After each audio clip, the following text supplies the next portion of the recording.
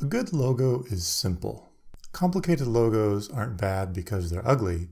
They're bad because they take too much time to understand. A complicated logo is that guy at the party telling you a story that just won't get to the point.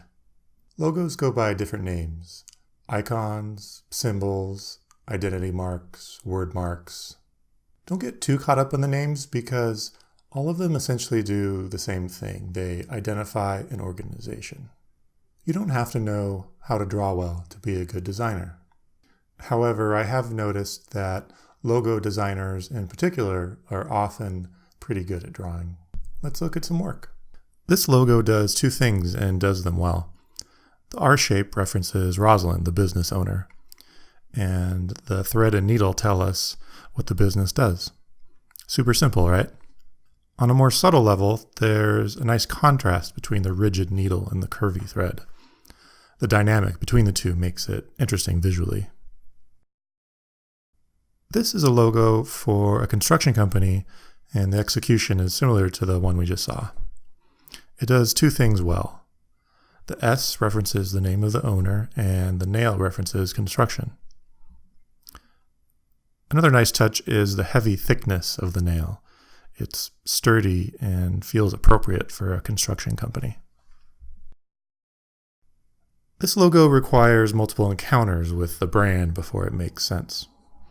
It's a cocktail sauce for seafood called Overboard.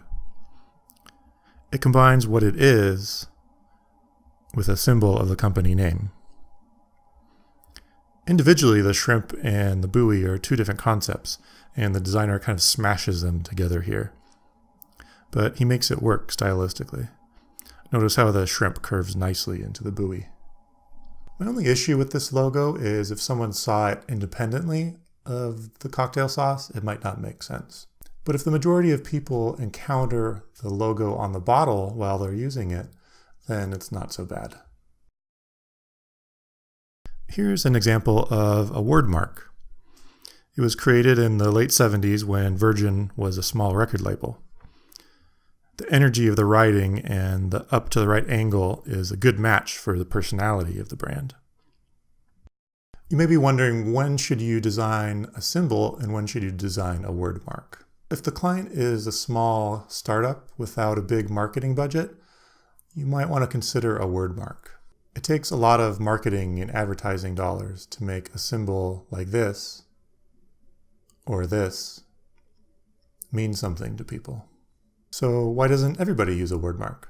You have a better opportunity to make an emotional imprint on the user if you use a symbol, and people can attach meaning to it.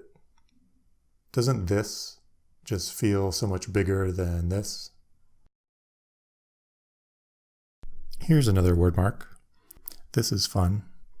See how the word wrinkle looks wrinkled and the word crease looks crisp?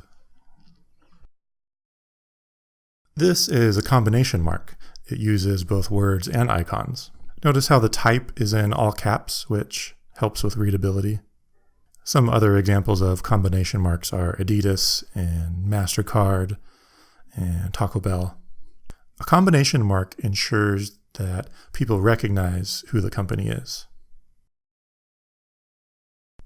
Out of everything we've looked at so far, I think this logo communicates the fastest.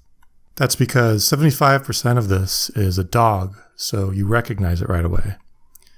And then after the dog is seen, you notice that something is a little bit off, and then the brushes appear. And then right away you see, oh, it's a logo for a groomer. When it clicks, you have an aha moment, as Oprah would say. Here, the thick and thin type is a reference to Ansel Adams' zone system.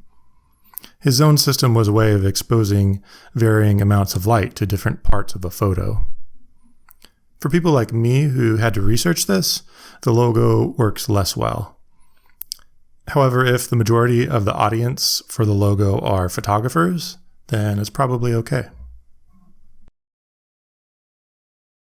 It's almost always a bad practice to distort type, but here it's done to add dimension, so the type actually forms a can. You can imagine if we were looking at the can straight on, the type would look normal. By the way, Saul Bass designed this logo in 1963, and it's still in use by the company today.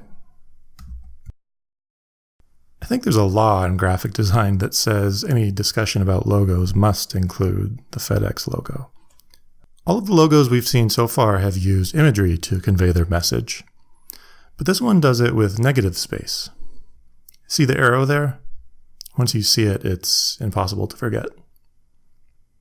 Conceptually, it works because the arrow is pointing forward, and it maps back to what the company does, which is deliver packages.